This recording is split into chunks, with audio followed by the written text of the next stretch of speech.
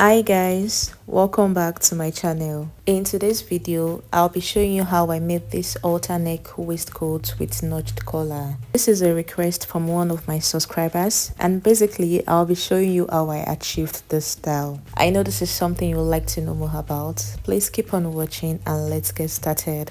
If you are yet to subscribe to my channel, please hit the subscribe button and turn on your notification bell so you get notified anytime I upload a new video.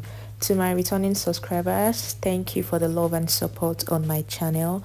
Thank you for always coming back to watch my videos. I am starting with a back pattern. I have the shoulder line, the chest line and the waist line. Shoulder to the chest line is 8.5 inches and to the waistline is at 16 inches. I tightened the center back with 0.75 inch to eliminate any bulginess at the center back. I'll go in with the shoulder measurements divided by 2 plus 0.5 inch for same allowance. I'll mark it on the shoulder line and also on the chest line, and I'll connect with a straight line.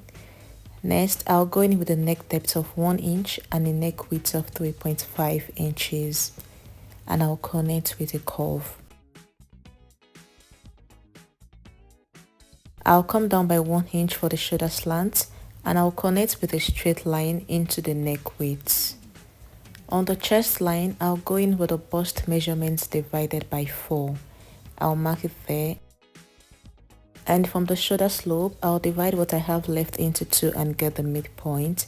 At the midpoint, I'll go in by 0.5 and I'll connect those 3 points together to form the armhole.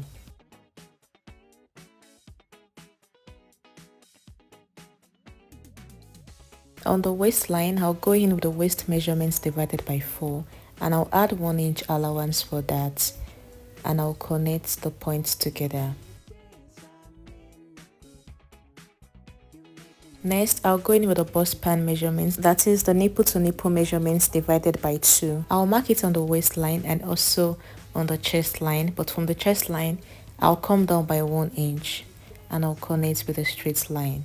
I added 1 inch allowance for that, so that means I'll go in by ½ inch on both sides of the dart leg and I'll connect with a straight line. This is all on the back pattern for now. I'll cut it out and set it aside so that we can work on the front pattern.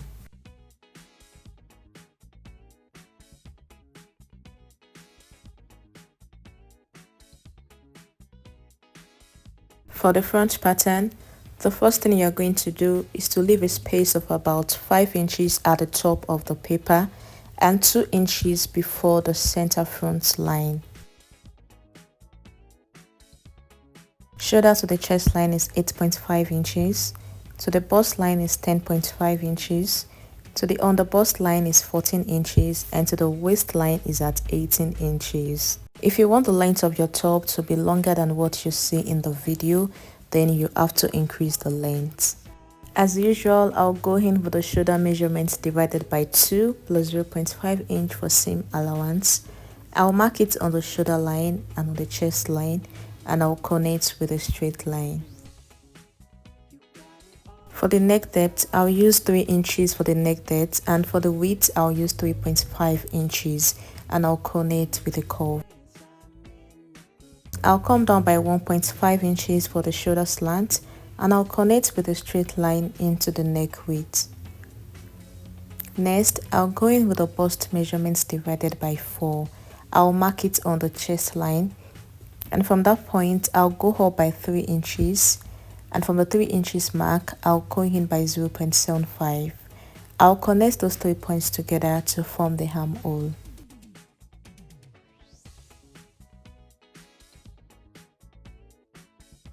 On the waistline, I'll go in with the waist measurements divided by 4 and I'll add 1 inch allowance for that and I'll connect those points together with my curved ruler.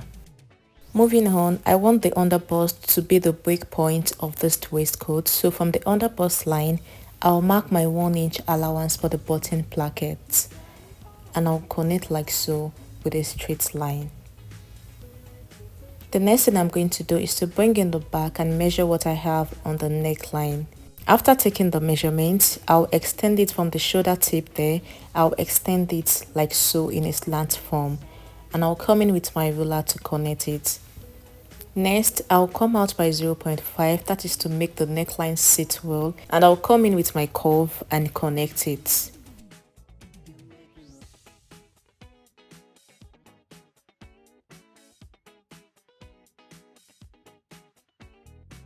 The next step is to mark the width of the collar.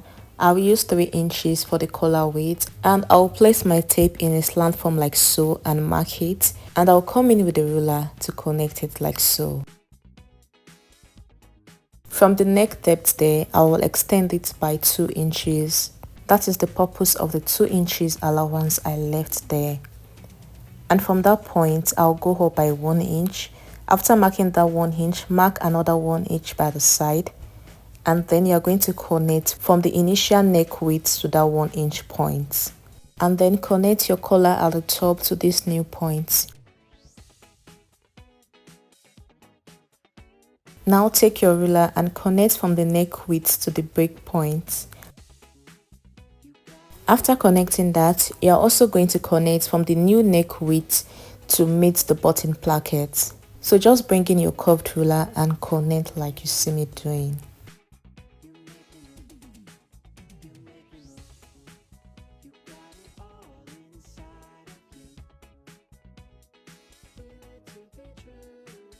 At this point, I realized I have not taken in the darts on the waistline. So now go in with your nipple to nipple measurement, mark it on the waistline and on the bust line and connect with a straight line. I added 1 inch allowance to this waist measurement, so take ½ inch on both sides of the dart leg and connect to the bust point like so. The difference between the front half length and the back half length is 2 inches. That is what I am taking in as the bust dart here. So from the bust line, come down by 2 inches and mark with a straight line to meet the bust point.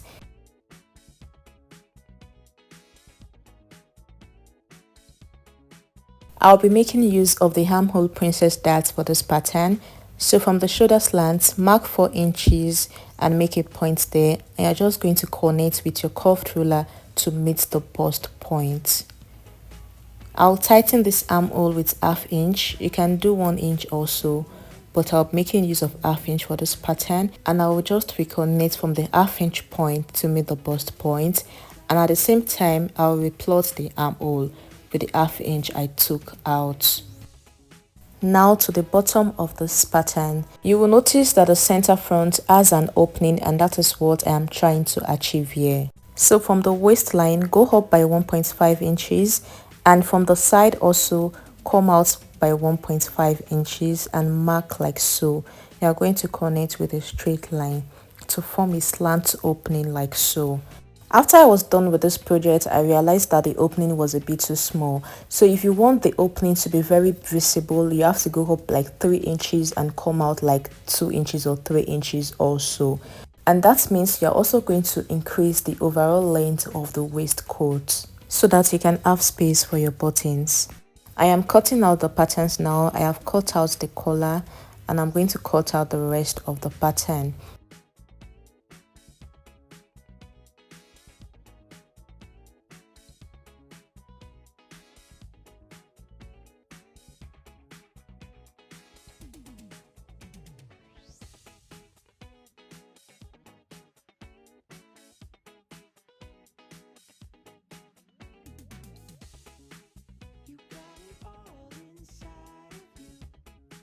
Yeah, I was checking to see how the lapel part of this waistcoat is looking like, and I can see that there is a bit of error there, so I'm going to correct it now. Instead of slanting from the neck width there into the button placket, we are going to slant it into the actual center front line. So you can see with the green marker what I did there. I am going to cut that part out now.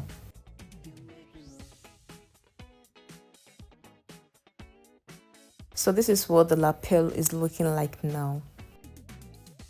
I am going to cut out the rest of the pattern, closing the bust dart, and that is not all on this front pattern.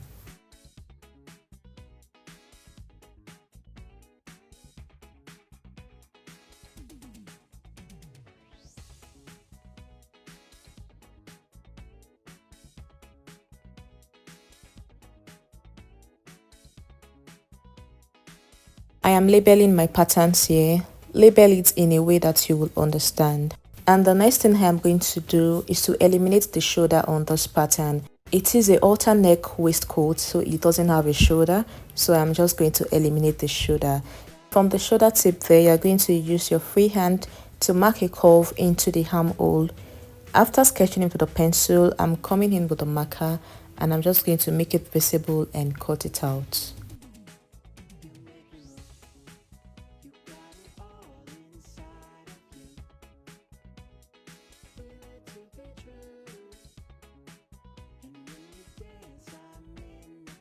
This is what I have now, and after eliminating the shoulder, I'm going to use a masking tape to hold the collar together with the rest of the patterns, because there is no point separating the collar from the rest of the patterns now that there is no shoulder on the pattern.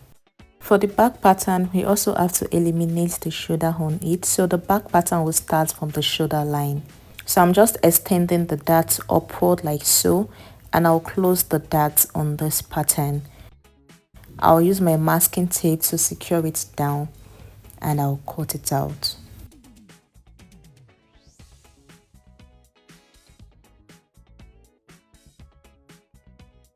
From the center back, I'll just come down by ½ inch and slant it into the side back, and I'll cut it out like so. So label this pattern now that is a single piece, indicate where the top of the pattern is, and also indicate the center back and the side back.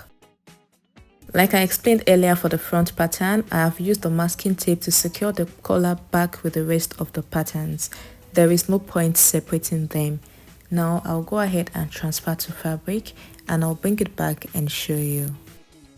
I have transferred the front patterns to fabric here, and the first thing you're going to do to this while transferring your pattern is to extend the collar by at least 5 inches. You can do more if you want to have excess after you have tied it, because we're going to tie it at the back. From the thumbnail you will see that it was tied at the back. If you want to have excess after tying it, you're going to extend it maybe like 10 or more.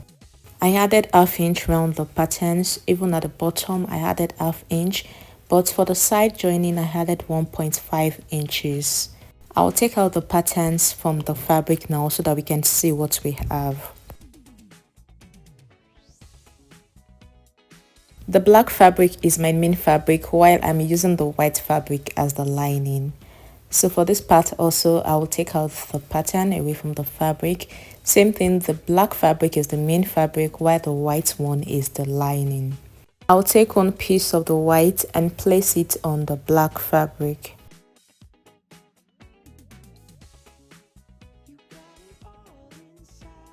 I'll do the same thing to the other piece. Don't forget the white is my lining while the black is the main fabric. Okay, so the first thing I'll do here is to go ahead and stitch the center.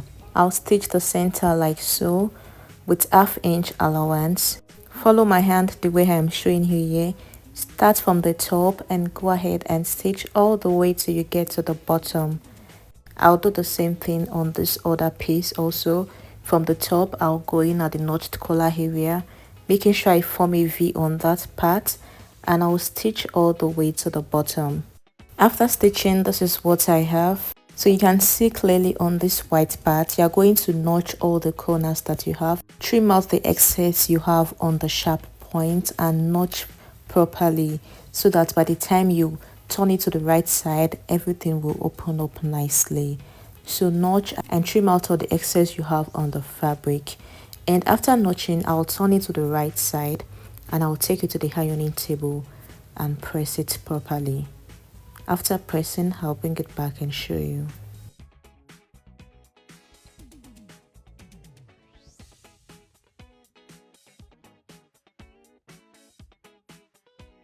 This is after I was done pressing, and you can see what we have. The next step is to join the side pieces to the center front. So match all the fabrics together, place the side piece on the center front and pin it together. You are going to do the same thing for the main fabric and also for the lining, and go ahead and join it together.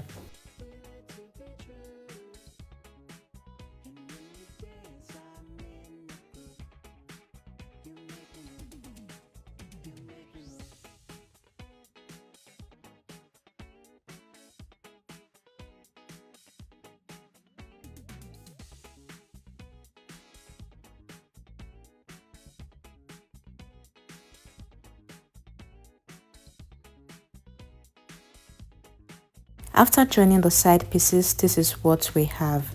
The next step is to go ahead and close the armhole area. You are going to stitch from the top all the way around the armhole. You are going to leave the side open and move to the bottom of the fabric and close it also.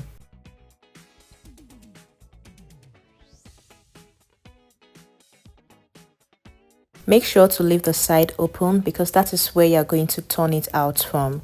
So do the same thing to the other piece also.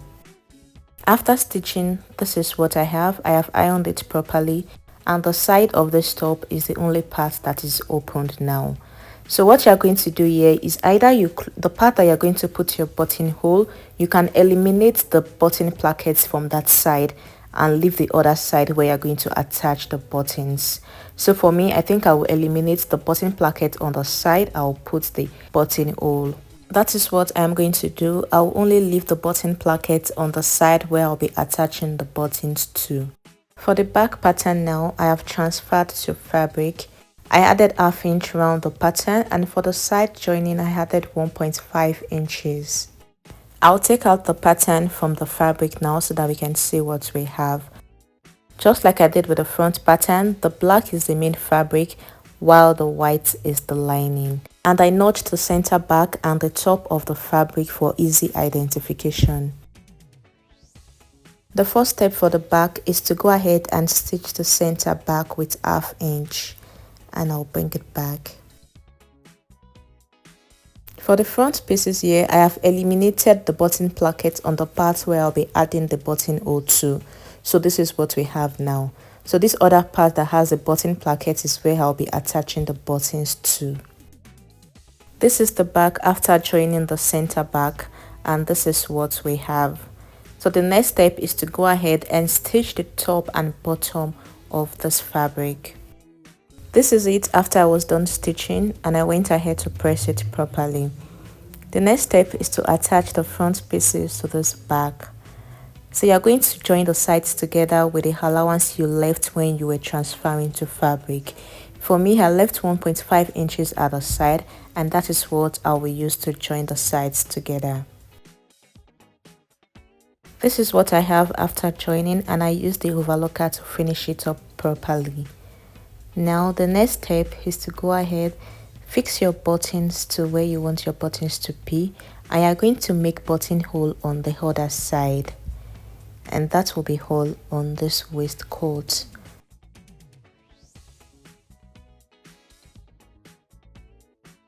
Thank you guys for watching. If you found this video helpful, please hit the like button, leave a comment, share this video with your friends, and please subscribe to my channel.